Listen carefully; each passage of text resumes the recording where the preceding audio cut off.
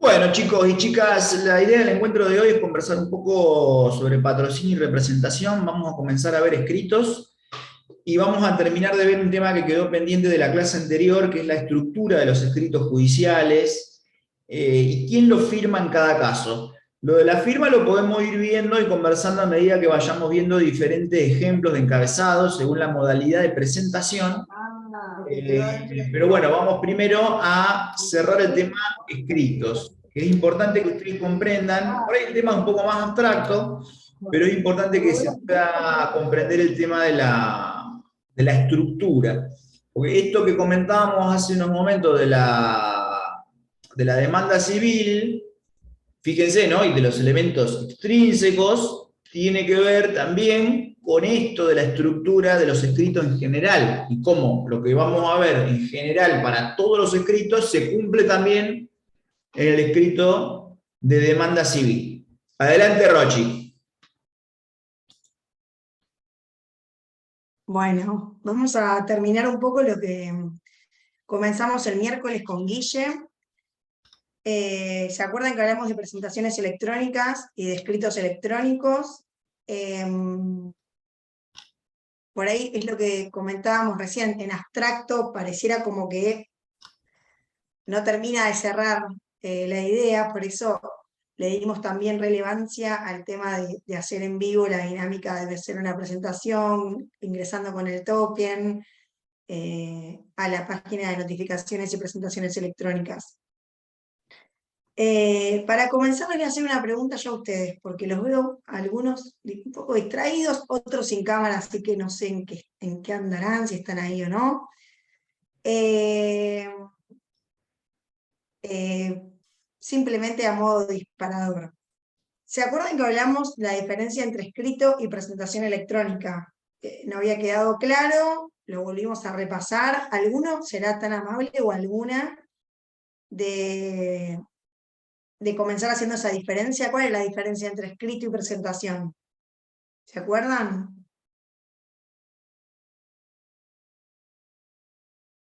Tema troncal de toda la clase pasada, que lo expliqué yo y después, bueno, Guille lo aclaró también porque a algunos no les había quedado claro.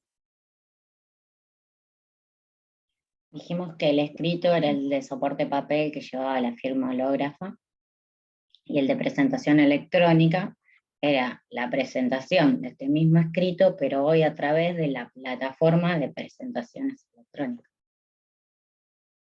Exacto, exacto. Muy bien, Lucrecia. Entonces, respecto al tipo de diferencia entre escrito y presentación, es muy importante esto. Obviamente que el soporte papel lo estoy realizando y haciendo un soporte papel porque requiere una firma hológrafa. Esa es la primera premisa con la que partimos. Hacemos un soporte papel porque requiere una firma hológrafa.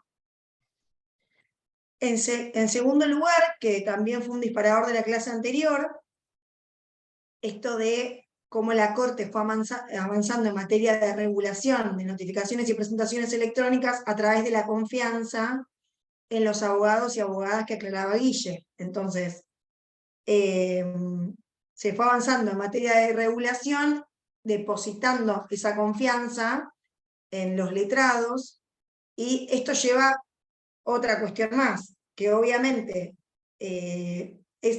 digamos, se presume que hay una declaración jurada, digamos, que hace el abogado respecto a que esa presentación y a esa obligación que se hizo, efectivamente se concretó, ¿sí?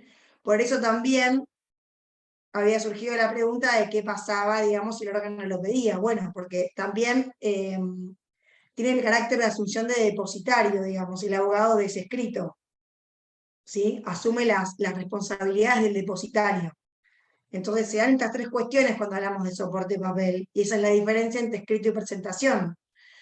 Básicamente, requerimos esa firma hológrafa, porque no se puede hacer de forma digital, o porque está aceptado dentro de las excepciones de lo que no es de mero trámite. Entonces, está la firma hológrafa, piensen en el carácter de declaración jurada también que esto tiene, y la asunción del rol de depositario que tiene la abogada o el abogado. ¿Sí? Esa es la diferencia a grandes rasgos. Siguiendo con el repaso un poco del miércoles. Hablamos del idioma, que tenía que ser un idioma nacional, ese es por el artículo 115 del CPCC. Hablamos que todas las presentaciones, las reglas generales, que todas las presentaciones son electrónicas, ¿sí? Y excepcionalmente en formato papel. Hablamos de la letra, hablamos del tamaño. Y acuérdense también, cuando nos remitimos al papel, el tema de los márgenes y la hoja A4, ¿sí? Que también hicimos alguna aclaración de cómo configurar el Word. Eso está igual, lo pueden encontrar en las acordadas, no voy a repetir los márgenes, cuántos centímetros, me parece que no es conducente ahora para el repaso. ¿Alguna duda en eso? ¿Quedó clara la diferencia entre escrito y presentación? Avanzo. Bien. Entonces, dijimos, había datos con las que tenían que constar los escritos, ¿no? Esto es netamente práctico, parece un poco, digamos, ajeno, pero en realidad hace a la construcción del escrito. Y ahí, acá donde se entrelaza muchísimo la práctica con la teoría. Porque obviamente ahora vamos a hablar de los datos, pero también vamos a hablar de la estructura del escrito, ¿sí? Y va a depender, hay una estructura que es genérica igualmente, pero va a depender la forma de lo que tengo que hacer y lo que tengo que presentar ante el órgano, también con la estructura y con los datos que aporto, que nos vamos a dar cuenta que los datos obviamente son todos, siempre es lo mismo, siempre es igual. Dijimos que tenían que tener los escritos un título, obviamente, el nombre de quien lo presenta, el domicilio procesal físico y electrónico, hablamos del domicilio electrónico también, y también hablamos de los datos del letrado. ¿Alguno se acuerda o alguna se acuerda cuáles eran los datos del letrado? Que eran varios, parecía un poco engorroso, pero en realidad sale solo si uno lo piensa, La sale más matrícula, simple. El domicilio. ¿dónde está inscrito? El tomo, el domicilio electrónico también Claro. tenía, El folio. el celular. El nombre. Estamos hablando de datos del letrado, porque el domicilio la parte lo constituye junto al letrado. Eso está, obviamente, en los datos del escrito. Yo hablaba particularmente de los datos del letrado, sí. Tomo, folio, matrícula, ¿qué más? Celular, Celular, exacto. estado previsional. Estaba el queer, creo también. O la razón social, si era monotributista, lo que fuera. Claro. Exacto, la condición impositiva. Bien, obviamente a quién están representando, que ahora lo vamos a ver cuando avancemos un poco con Guille, el tema de los encabezados, que es muy importante, por ahí a veces nos hacemos un poco nos confunde el tema del encabezado, pero teniendo algunas pautas en claro no es muy complicado, la verdad, lo van a poder deducir. Entonces, vamos a hablar ahora de la estructura del escrito, ¿sí? Las estructuras, esto es, lo dijo creo que Guille en la primera clase, cuando hablábamos de lo que nos enseñaban cuando éramos chiquitos, respecto a la presentación, el nudo y el desenlace, ¿no? Uno tiene que tener eso siempre en miras, y lo hablamos también a la hora de pensar en la demanda, ¿no? Que por ahí es lo primero que uno se nos viene a la cabeza.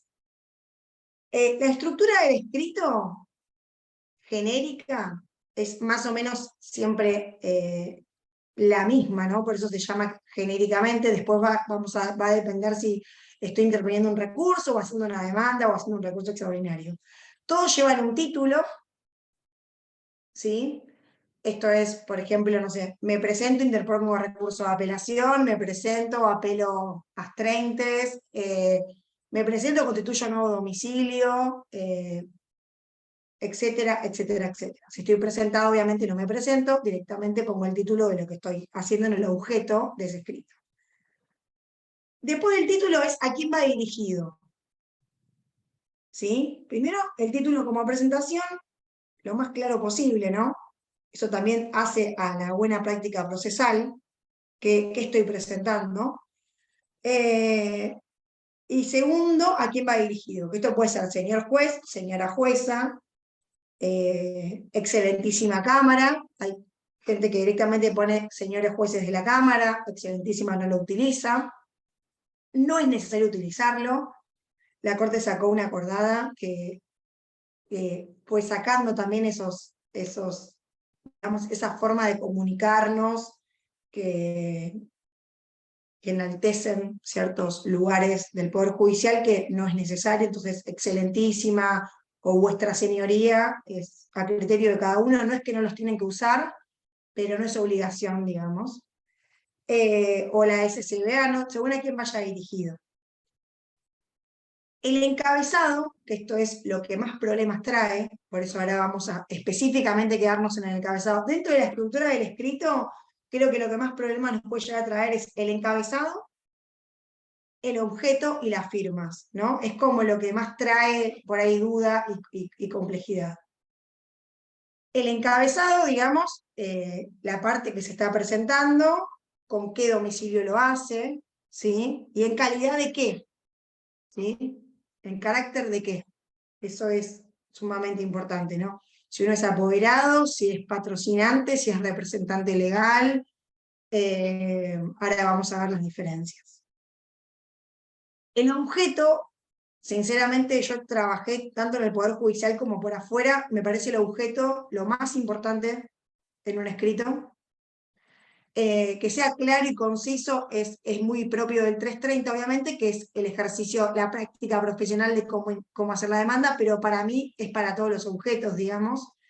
Es muy importante, salvo que uno esté constituyendo domicilio o haciendo un escrito de mero trámite muy sencillo que no requiere objeto, porque esto es como la estructura genérica de los escritos importantes, ¿no? Si voy a pedir un saque de paralizado, o voy a constituir un nuevo domicilio, o simplemente voy a solicitar el saldo de la cuenta bancaria, no es necesario, obviamente, el escrito este en forma genérica, ¿no? Porque son escritos que se hacen en un párrafo, en 2 párrafos, y se cierran, se firman y se cierran.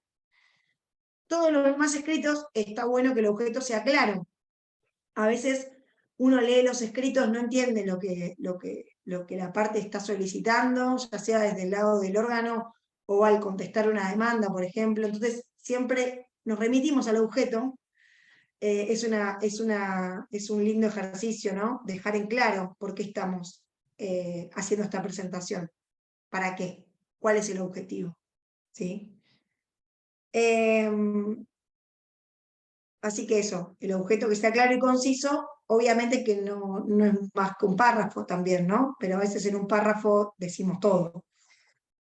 Después del objeto vienen los antecedentes fácticos. ¿Qué son los antecedentes fácticos para ustedes, que ya están por rendir demanda la semana que viene? Los hechos. Bien, por ejemplo, ¿se le ocurre alguno? Sí, tal día, tal fecha, pasé por tal calle, me invistió un auto, qué sé yo. Bien, bien, bien.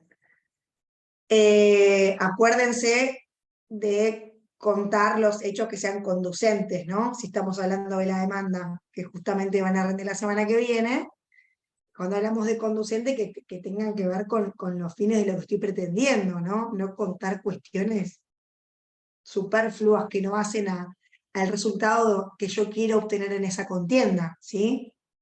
Exacto. Después de los antecedentes fácticos viene el derecho. Obviamente tengo que enmarcar en el encuadro normativo, ¿sí? El antecedente, lo que estoy relatando. Viene el derecho, y siguiendo, no por último, puedo poner la documental que estoy acompañando, ¿sí? Por ejemplo, no sé, si estoy haciendo una presentación de, no sé, estoy dando en pago algo, acompaño como documental el PDF en la parte de seleccionar adjunto, como lo vimos en la clase pasada, de que efectivamente, por ejemplo, di en pago, ¿no? Si tengo que acompañar cualquier documentación, hago la traducción a formato PDF y, como vimos en la clase pasada, lo adjunto directamente ahí. Después viene el petitorio, clave también el petitorio, muy importante, en el cual dejo en claro cuál es el motivo de mi presentación y le requiero al juez, a la jueza, a la Cámara, a la Corte, lo que estoy solicitando, ¿no? Se me tenga por presentada, se tenga por interpuesto el recurso de apelación en tiempo y forma, se dé traslado en su oportunidad, se rechace la demanda, no sé. Dejo en claro en el petitorio cuál es el objeto del escrito. Y después del petitorio tenemos el cierre. Obviamente el cierre en general es proveer de conformidad, será justicia, ¿sí? Algunas personas pueden poner Dios guarde ABS, Dios guarde ABE, esto va a ser según las creencias, los motivos y lo que cada uno en su interior sienta, digamos. El cierre es en general proveer de conformidad será justicia, hay algunos que lo cierran de otra manera, ¿no?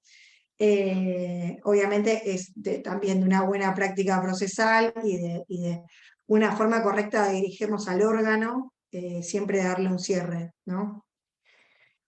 Y para terminar, viene el tema de las firmas. Es el otro tema, digamos, que por ahí a veces nos confunde, por eso también la clase pasada dimos aquellas presentaciones que eran de mero trámite o no, porque las que son de mero trámite pueden ir solamente con la firma del abogado que es patrocinante, ¿no? Si soy apoderado, obviamente que todos los escritos los va a firmar el apoderado o la apoderada, los va a poder presentar con su sola firma digital o electrónica. Respecto a las firmas, acuérdense, es una conjunción armónica del código procesal, de las acordadas de la SCBA y obviamente de la Ley de Ejercicio Profesional, que es la 5177, ¿sí? Siempre que hablamos de prácticas tenemos que pensar que tenemos que armonizar todas estas normas. Como decía Guilla al principio de la clase, el código quedó atrasado, por utilizar un adjetivo calificativo, y por eso la Corte avanzó mucho en materia de reglamentación procesal, y es muy importante, y también nuestra ley de ejercicio profesional que a veces nosotros le damos mucha importancia porque también nos permite el ejercicio de una forma. Hay cosas que están en la ley que uno se olvida, ¿no? Como poder presentar un oficio directamente para requerir algo de un organismo, eso ya lo saben, digamos, pero es importante. Respecto a las firmas, acuérdense que la acordada 4013, vamos a volver un montón sobre la 4013, así que les recomiendo que la vayan leyendo, que la vayan, digamos, separando de a poco, porque hay un montón de información, tanto de presentaciones como de notificaciones.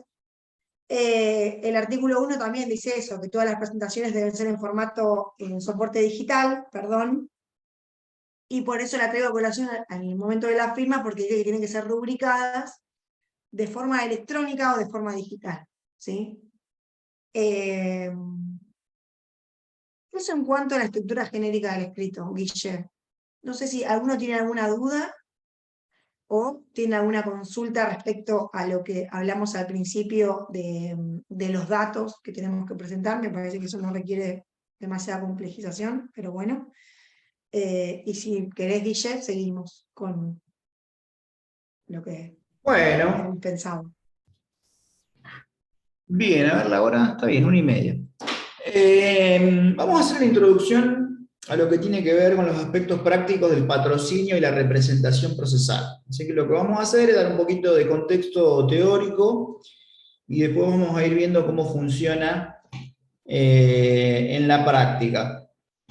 Esto ya lo vimos, pero nosotros tenemos en el régimen procesal civil de la provincia el patrocinio letrado obligatorio. ¿Se acuerdan cuando comentamos en los primeros encuentros el video de Gomer, que hablaba esto del monopolio que tienen abogados y abogadas para patrocinar causas, y que bueno, este rol que tienen de igualadores retóricos? Tiene que ver directamente con esto que estamos viendo hoy. El artículo 56 de nuestro Código Procesal habla del patrocinio letrado, y en la provincia es obligatorio, chicos, no hay posibilidad de hacer presentaciones judiciales sin patrocinio.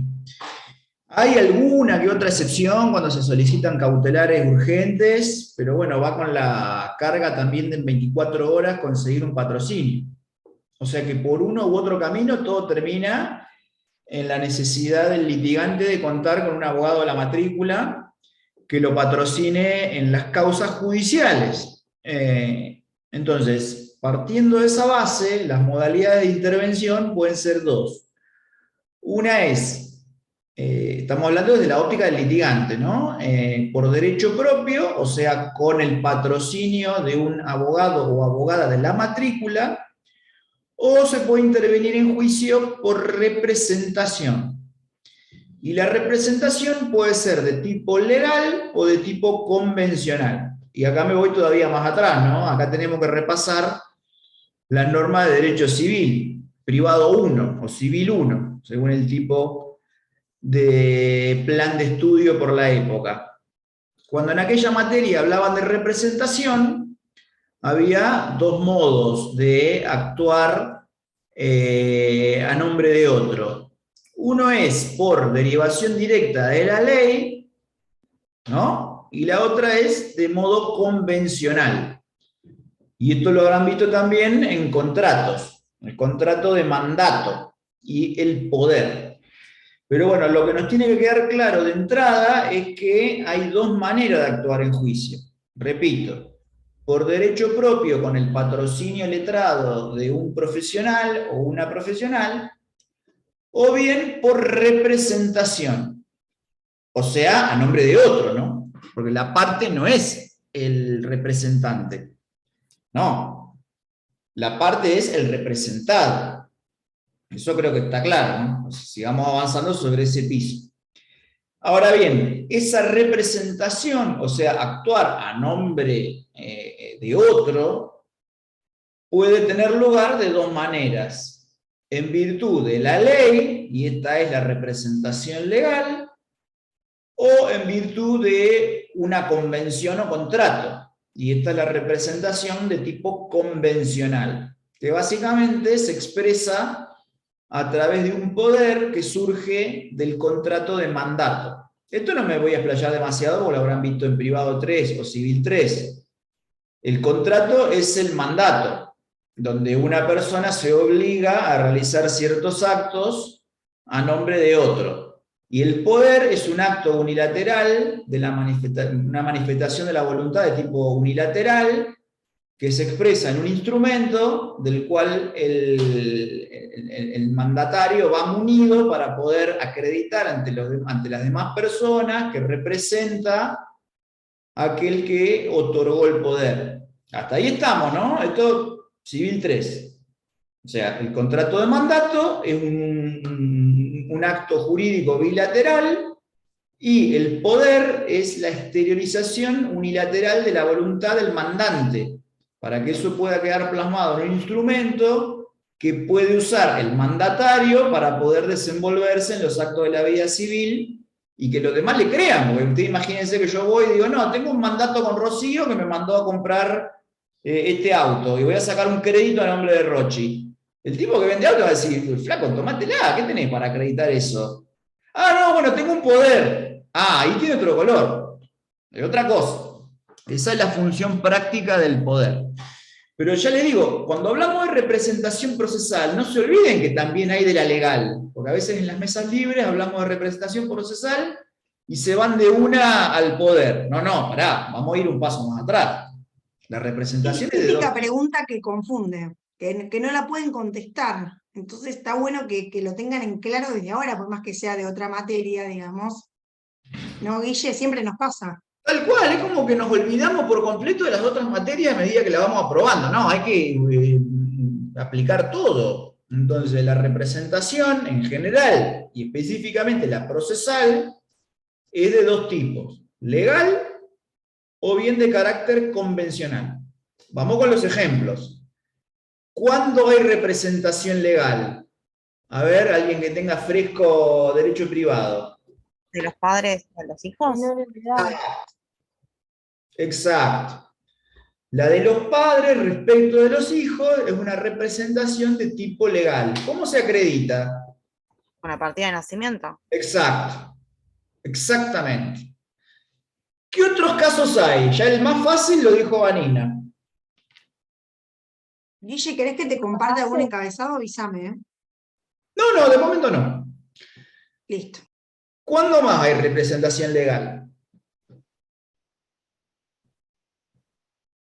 En el caso de los incapaces, ¿no era con sentencia? No escuché. ¿No era en el caso de que se declare una persona incapaz con sentencia? ¿Y quién lo representa, el incapaz? El curador. El apoyo. Muy bien. ¿Qué más? ¿La tutela también, profe? ¿Los casos de tutela? Y la tutela, sí, sí, sí. El caso de las sociedades. Ahí está, ese quería que me dijera, ese. Los de familia están buenos, pero son todas variantes de lo mismo, ¿no? El menor, el incapaz. Exactamente, las personas jurídicas, y más vale que ¿qué va a ser una persona jurídica? Es un ente de existencia ideal. Ahora, ¿quién lo representa? Bueno, las autoridades, el presidente de una SA, el presidente de una asociación civil, representan en virtud de la ley a esa persona de existencia ideal, como decía Vélez. Hay un artículo de la ley, del Código Civil, que dice que son representadas por sus autoridades. No por todas las autoridades, ¿no? Me refiero a que cada tipo de persona jurídica tiene una autoridad que la representa. Presidente, gerente, etc. Bien, muy bien. Entonces, sobre esa base, ahí podemos empezar a hablar de las variantes, ¿no? en la representación. Vamos a compartir pantalla y vamos a ir viendo cómo funciona en los escritos. Esperen, ¿eh? Vamos a ir de mayor a menor y vamos a ver de lo más simple hasta lo un poco más elaborado.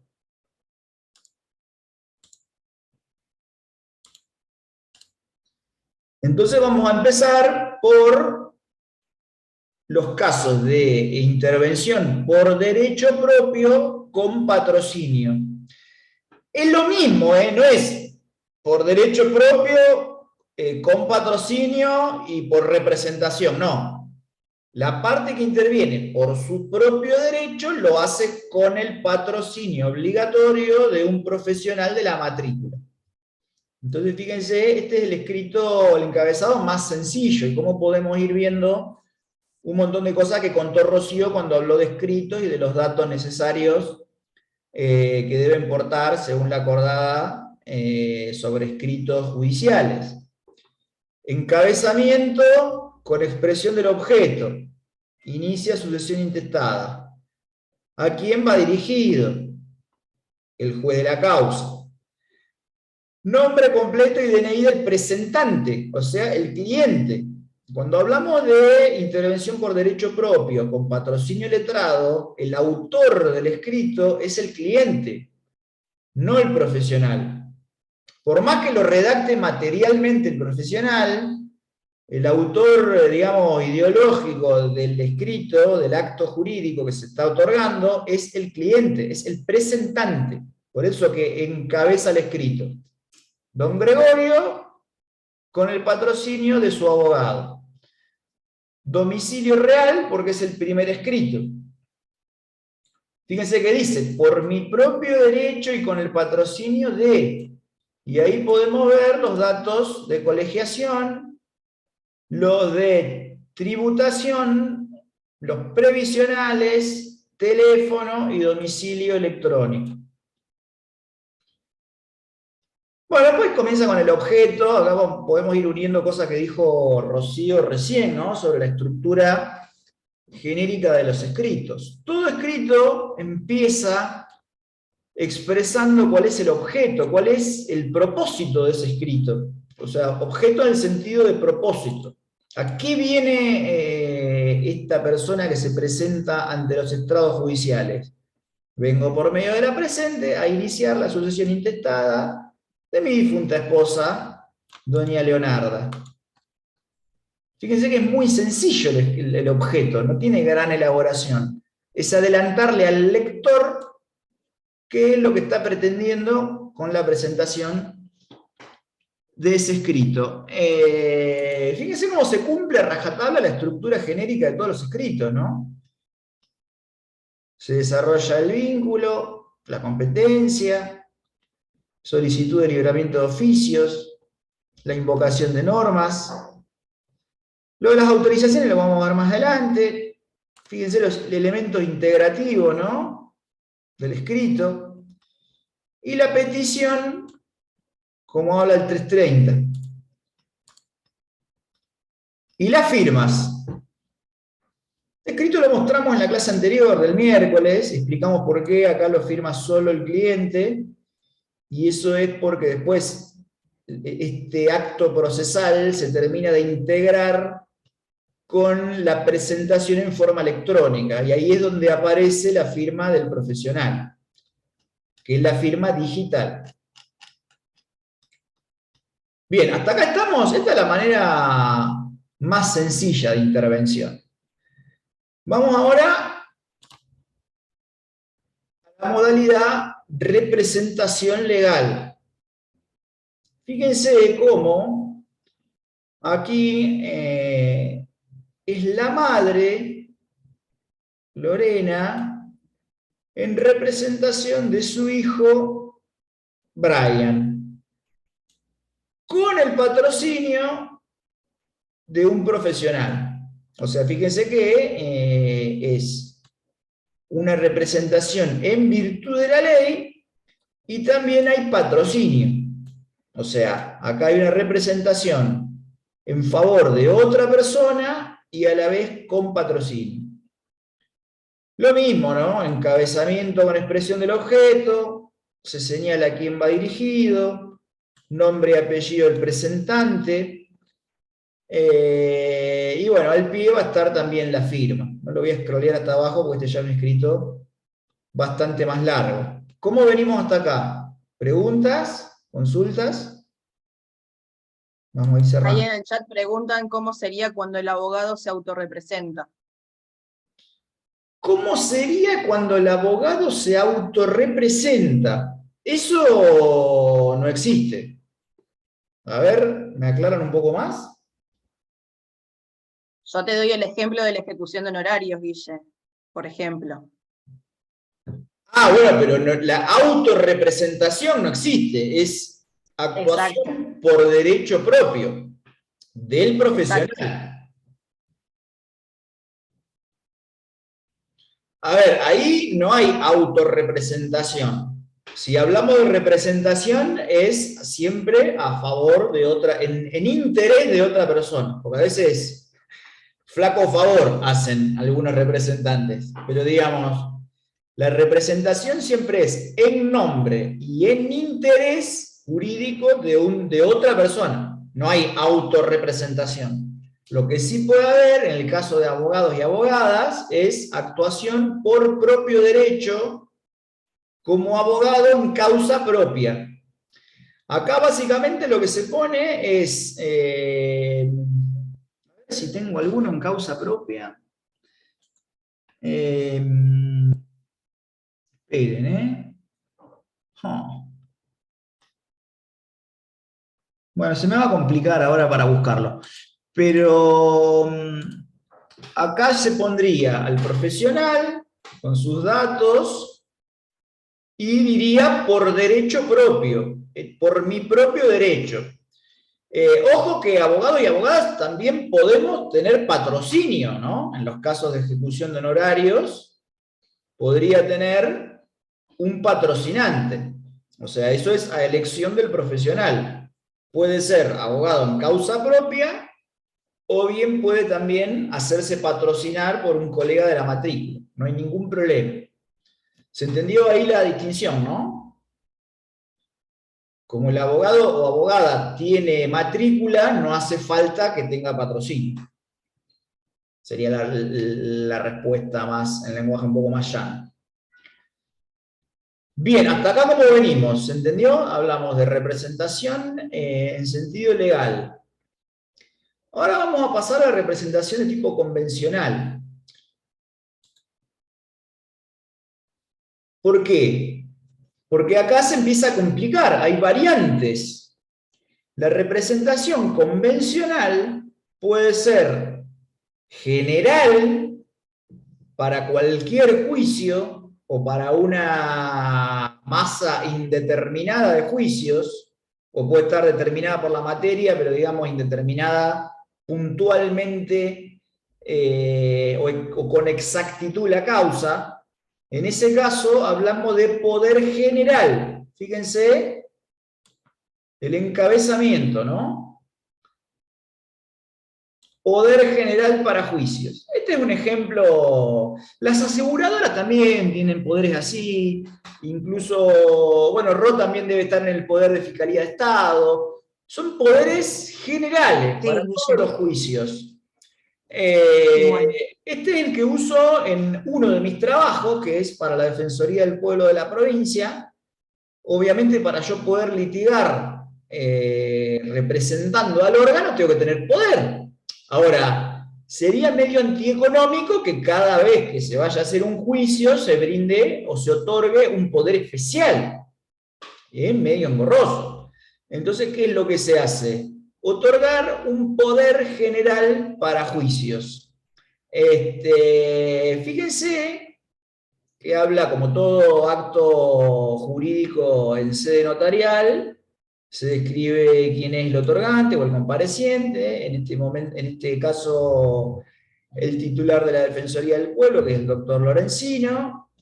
Bien, se relatan todos los antecedentes de tipo jurídico de la designación por la bicameral, lo vamos a scrollear. Continúa diciendo, otorga poder general para juicios, acá aparece Guillermito, y bueno, toda la sábana de letrados. Lo vamos a pasar rápido, tampoco queremos dar muchos datos. Vamos a lo importante.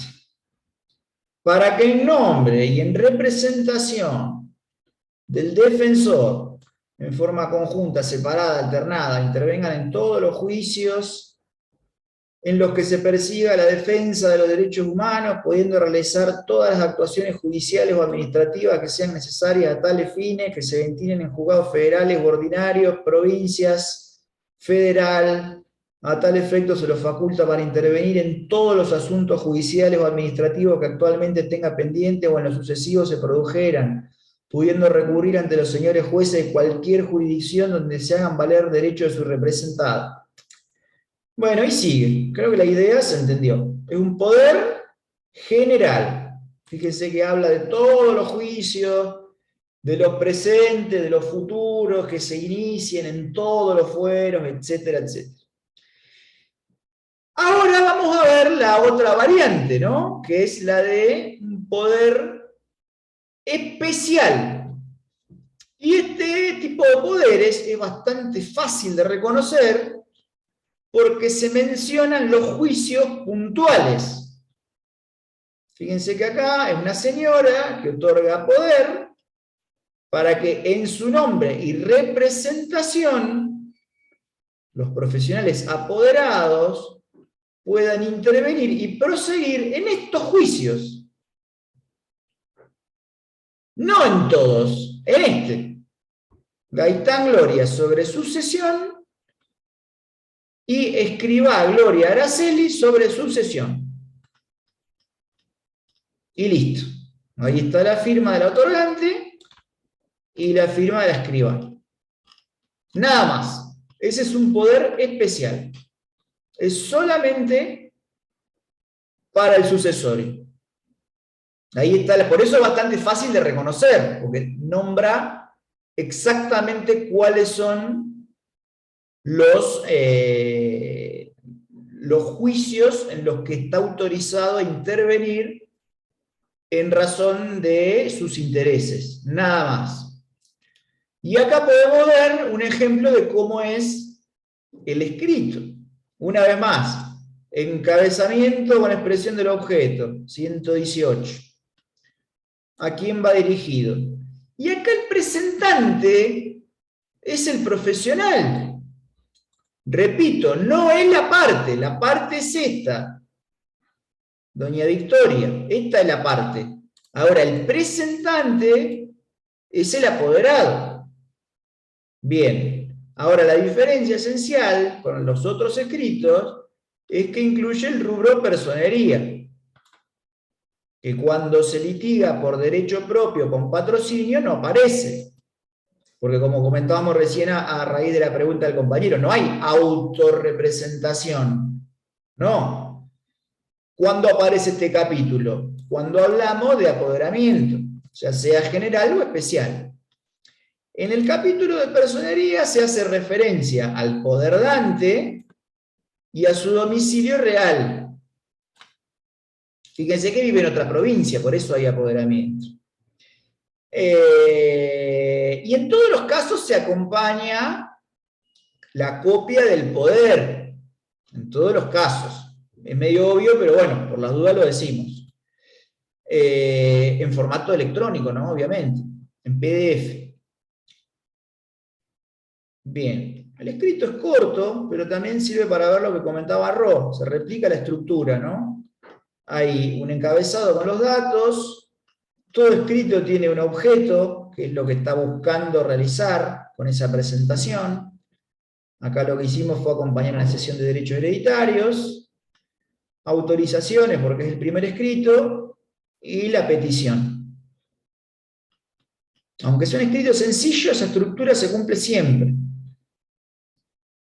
Preguntas. Acá se empieza a complicar la cosa, porque aparece la figura del gestor procesal. Esto lo habrán visto con Rafael. Es una herramienta, ¿no?, que es la aplicación en el proceso civil de la gestión de negocios, que ustedes han visto en Derecho Civil. Acá es una persona que en favor de otra peticiona en su nombre, sin ser apoderado, porque fíjense que esta figura se puede dar solamente en los casos de patrocinio. Si hay apoderamiento no hay necesidad. Ahora, ante circunstancias de urgencia, de imposibilidad material del cliente en firmar sus propios escritos, abogados y abogadas pueden peticionar en su nombre, invocando la figura del artículo 48 del Código Procesal Civil y Comercial de la provincia. Ahora bien, este comentario lo hacemos siempre todas las veces que hablamos de este tema. Es una figura para usar con cautela, con cierta prudencia. Primero porque nunca hay que olvidar que la pretensión es del cliente, no es nuestra. Entonces, si se le complica para firmar y no hay un obstáculo, digamos, de fuerza mayor, la verdad es que el problema es del cliente. Más vale que nosotros no queremos perder el juicio. Pero digamos, si uno cita al cliente a firmar y un día te dice, y se me complicó porque voy a jugar al fútbol, y otro día se le complica porque se va a Mar del Plata con la señora, y la semana que viene no puede porque se va a pescar con los amigos, y bueno, problema de él. Esta franquicia es para usarla con prudencia y además debe estar debidamente justificada, aunque sea en forma sumaria. Tiene que resultar verosímil para el juez o jueza que el cliente se vio imposibilitado materialmente de firmar.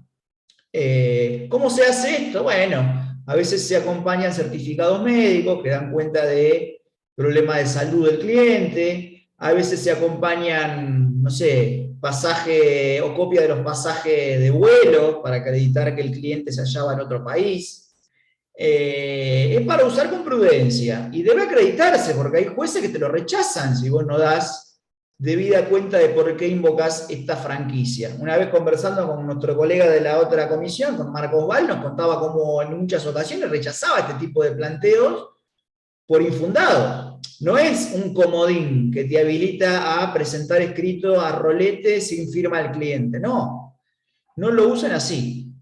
En este caso que nosotros estamos mostrando aquí es bastante sencillo, porque, ¿qué pasó? Fue durante la vigencia de la pandemia, ¿no? Un hecho más que notorio.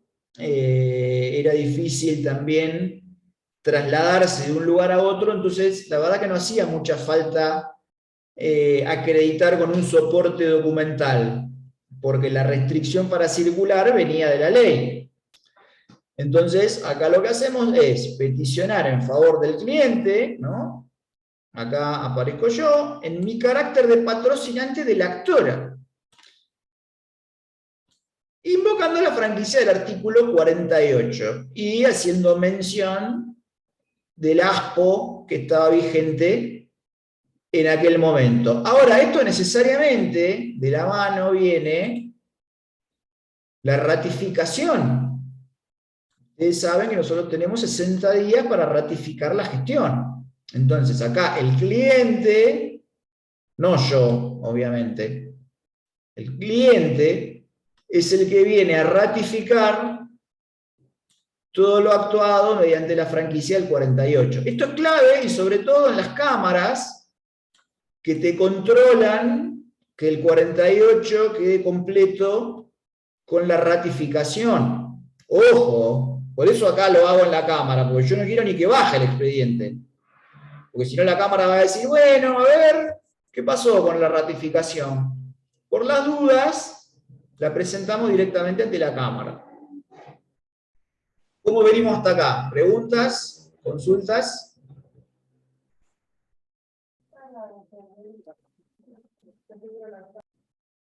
Ay, me habló alguien, lo escucho bajito.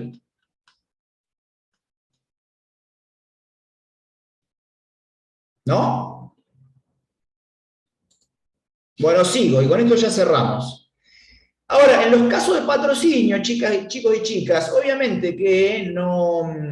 Bueno, en todos los casos, nadie está obligado a quedar anclado a su abogado o abogada para siempre. Entonces, en el caso de los apoderamientos, es muy sencillo, se revoca el poder. Se lo comunica al profesional mediante carta documento. Hola, vengo por medio de la presente, revocarte el poder, no sos más mi apoderado. Genial. En el caso de la figura del patrocinio, se puede sustituir, no hay ningún problema. Cambian a un abogado por otro. Ahora, lo que hay que hacer es siempre mandar la notificación al otro colega, esto lo han visto en las normas de ética, de que le vamos a sustituir el patrocinio. Entonces no tiene mucho misterio, el encabezado es muy parecido, casi igual al que vimos al comienzo, nada más que va a incluir un capítulo que habla de la sustitución del patrocinio y la constitución de nuevo domicilio procesal. Se tenga por constituido el nuevo domicilio procesal que está mencionado en el encabezado, constituyendo domicilio procesal en una nueva casilla. Esto que antes se hacía por carta, me refiero a la notificación de estilo, ven que acá dice, lo cual acredito acompañando copia de la misiva enviada a través del Colegio de Abogados de La Plata, remitida a su domicilio constituido ante Colproba. Esto al día de hoy se hace electrónicamente, chicos. Ténganlo en cuenta, el día que lo vayan a hacer, les toque sustituir, se hace de manera electrónica a través del portal de Colproba. Antes se mandaba una carta documento. Ahora, como todos los abogados y abogadas, tenemos un domicilio, un correo electrónico denunciado ante Colproba, esto se manda por correo electrónico. Ya no se hace más en soporte de papel. Bien, acá yo, fíjense, cuando sustituimos patrocinios, hay que pagar el anticipo previsional en la sustitución, y el bono de la ley 8480 es optativo, no estamos obligados a pagar bono en las sustituciones de patrocinio. Eso es importante acordarse, porque después todo mango cuenta. Acá, bueno, nos agarró generosos y lo pagamos, pero no es obligatorio. Esto sale de las normas de interpretación de Colproba sobre la ley 8480. Porque de la redacción de esta ley no queda claro si debe pagarse en sustituciones de patrocinio. Después, el Colproba saca varias actualizaciones de interpretación de esa ley, y en una de ellas, de las varias que fue sacando, dijo que en las sustituciones de patrocinio no era obligatorio pagar el bono. Así que bueno, ténganlo en cuenta, después lo pagan si quieren. ¿Preguntas, consultas? Bien, hasta acá estamos, chicos. Vamos a hacer lo siguiente. Profesor, una sola. Sí. ¿El poder es siempre por escritura pública? Muy buena pregunta, y qué polémico que es eso. Qué polémico.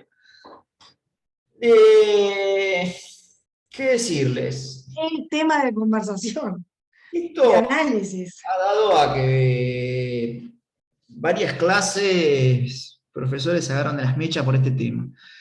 Perdón, ¿cuál fue la consulta que no pude escuchar? Sí, si el poder para litigar se hace siempre en escritura pública. Yo le voy a dar mi opinión, que no es la de todos, porque acá los bandos son poder judicial versus abogados y abogadas de la matrícula.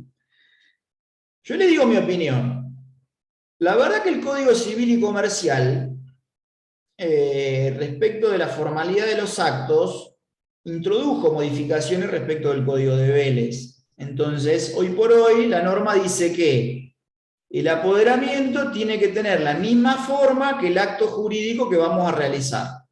Entonces, yo para comprar una casa, por otro, tendría que tener un poder en escritura pública. Ahora, para litigar, no haría falta, porque la demanda no se presenta por escritura. O sea, sería una locura. No sé, o sea, se podría hacer, ¿no? No habría impedimento para que yo haga... O sea, sería muy bizarro, ¿no? Pero yo podría ir a un escribano y decirle, mirá, tengo el texto de una demanda, pasámelo a escritura pública, que lo voy a presentar en forma de escritura. Nunca lo vi, sería medio loco, ¿no? Y un gasto totalmente excesivo para la finalidad. Podría ser. Ahora, lo cierto es que el Código Civil no dice esto. Entonces, no sería un acto procesal que necesite en principio escritura. Obviamente que si se litiga inmuebles, podría tener otro color, está bien, porque la transmisión de derechos reales... Pero bueno, no me quiero, digamos, complicar la cuestión. El asunto, en la exposición, el asunto es que no pareciera que se necesite escritura pública para apoderar en litigios. Después, los juzgados y las cámaras lo han interpretado de manera diversa. Entonces, si ustedes quieren andar en este tema, tendrían que buscar, creo que algunos fallos tenemos colgados ahí, creo que hay uno de San Isidro, hay fallos de la Cámara Segunda de La Plata, que habla del apoderamiento para litigar. Si ustedes me preguntan mi opinión personal, yo diría que por regla no hace falta escritura pública. La polémica viene porque la legislación provincial habla de escritura de poder. El tema es el siguiente. Habla de escritura de poder porque el Código de Vélez hablaba de escritura también. Y nuestro código procesal es de los años 60. La otra es, suponiendo que dejemos vigente la escritura de poder, como dicen las normas provinciales. Una norma provincial no podría, en virtud de la Constitución Nacional, regular el contrato de mandato. No se puede. Le digo más. Hasta es bastante polémico el hecho de que representar personas en juicio sea una atribución exclusiva de abogados y abogadas. Ojo con esto. Si ustedes ven la ley 5.177, representar a gente en juicio es una atribución monopólica de abogados y abogadas. Ahora, ¿no está avanzando sobre el Código Civil? El Código Civil no dice nada. Y del mismo modo que alguien que no es abogado puede representar a una sociedad anónima en un juicio, no veo por qué mi mamá no puede ser representante mía en un juicio. Obviamente va a necesitar patrocinio, ¿no? Igual que el gerente de una SRL necesita patrocinio si no es abogado. Ahora, nosotros en virtud de leyes locales tenemos el monopolio de representar a personas en juicio. Esto es polémico, por no decir inconstitucional, ¿no? Pero bueno, tampoco los abogados se quejan mucho porque es una incumbencia. Pero en otras provincias no funciona así. Alguien sin título de abogado puede representar a otra en juicio. No en todas las provincias es así. Acá pasa algo similar. Yo diría que los poderes, si me preguntan a mí, podrían otorgarse por instrumento privado. Está bien que eso después trae dificultades prácticas, ¿no? Porque yo cómo le creo a alguien que trae un poder sin firma mínimamente certificada. Yo lo haría por firma certificada mínimo.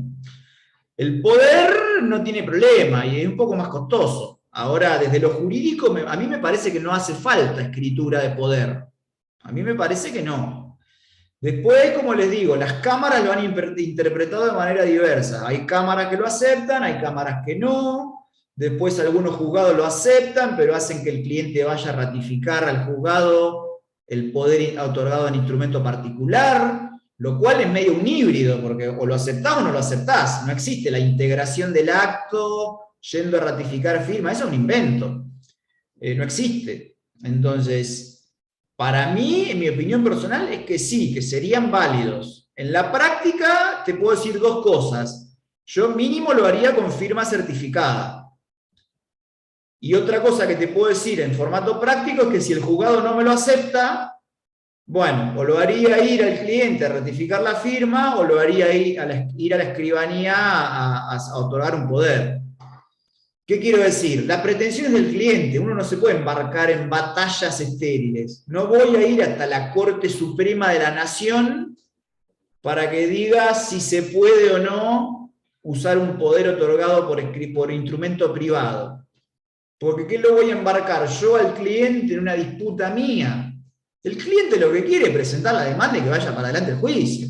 No quiere verme a mí litigar 10 años hasta la Corte Interamericana y que yo después escriba un libro sobre apoderamiento por instrumento particular, privado. No me complicaría la vida. Si lo voy a hacer por instrumento privado, lo haría con firma certificada. Y si el juez o jueza no me lo acepta, bueno, que vaya y que haga una escritura y listo. No lo voy a embarcar al cliente en una disputa mía contra el Poder Judicial. No haría eso. Por más que me gustaría hacerlo, ¿no? Para ver qué diría algún órgano supremo sobre este tema. Pero no lo haría desde la práctica. Bien. Interesante el debate, Fer. Interesante. Vamos a dejar aquí, vamos a hacer algo, no sé si es demagógico o no, pero como el tema del miércoles lo acabamos de ver, no vamos a dar clase el miércoles, atento a que ustedes tienen también parcial el sábado. Repito, no hay clase el miércoles. ¿Qué vamos a hacer? Porque no se van a librar tampoco tan fácil. Les vamos a dejar un trabajo práctico, o sea, va a ser asincrónica la actividad del miércoles, un trabajo práctico sobre reconocer, a través de los encabezados, bajo qué figura está litigando el presentante del escrito.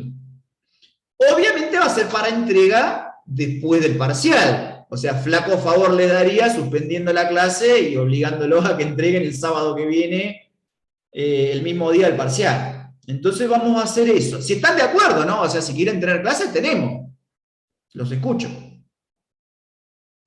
No, a mí me parece Obviamente perfecto. que estamos recontra de acuerdo. Bien. Los queremos más por eso, chicos. Por unanimidad absoluta, la clase del miércoles se transforma en una actividad asincrónica.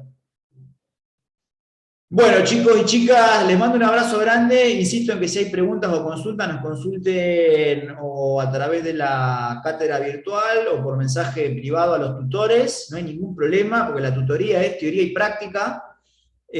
Por favor, les pido, úsenla, la tutoría, con responsabilidad, tampoco no. ¿Qué es lo que no hay que hacer a través de la tutoría? Perdón que me extienda un poco en los minutos. Lo que no se debe hacer a través de una tutoría es intentar sacarle de mentira a verdad al profe los temas del parcial. Primero que no lo sabemos, porque es oral y si fuera escrito el parcial lo inventa Rafael, no nosotros. Entonces, no nos intenten sacar qué es lo más importante, qué es lo que se pregunta, qué es lo que no, porque además nosotros nos damos cuenta y no queda bien, no está bueno. La onda de la tutoría es previa lectura, regla número 1 del curso, primero hay que leer, previa lectura, profe, habiendo leído esto no me queda claro tal cosa. En general se cumple, porque todas las preguntas han sido atinadas, incluso las que hemos respondido aquí. Intervenciones muy interesantes las de hoy. Pero digamos, esa es la manera de utilizar correctamente el sistema de tutorías. Previa lectura, uno pregunta lo que no quedó claro. Porque lo contrario es que nosotros digiramos el tema para después explicarlo, que es lo que hacemos en clase, pero no lo haríamos, digamos, para ahorrar lectura a los y las estudiantes. Uno primero consulta el material y después consulta lo que no se entiende. Y las preguntas tampoco hay que hacer a través de tutorías, son las de carácter administrativo. Esas nos las hacen directamente a los profesores. Me puso ausente y tuve una y vine. Bueno, esas cosas nos las preguntan cuando nos vemos allá en la facu. No pasé lista, algunos participantes se me fueron. Lo que vamos a hacer es replicar el listado de Rafael, si están de acuerdo. Intuyo que los mismos que estuvieron con Rafa han estado también en esta clase. Le mando un abrazo grande, no sin antes agradecer a Juan, a Maite, a Rochi, y muchos éxitos para el sábado que viene, pues ya nos vamos a ver después del parcial. Bueno, Guille, creo que pasamos lista igual, con May. ¿Sí? Buenísimo, espectacular. Tranqui que está. Bien ahí. Bueno, nos vemos el sábado que viene en la facu. Abrazo grande. Chao, nos vemos. Chau, chau. Bueno, gracias. Chao, gracias. Que tengan excelente fin de.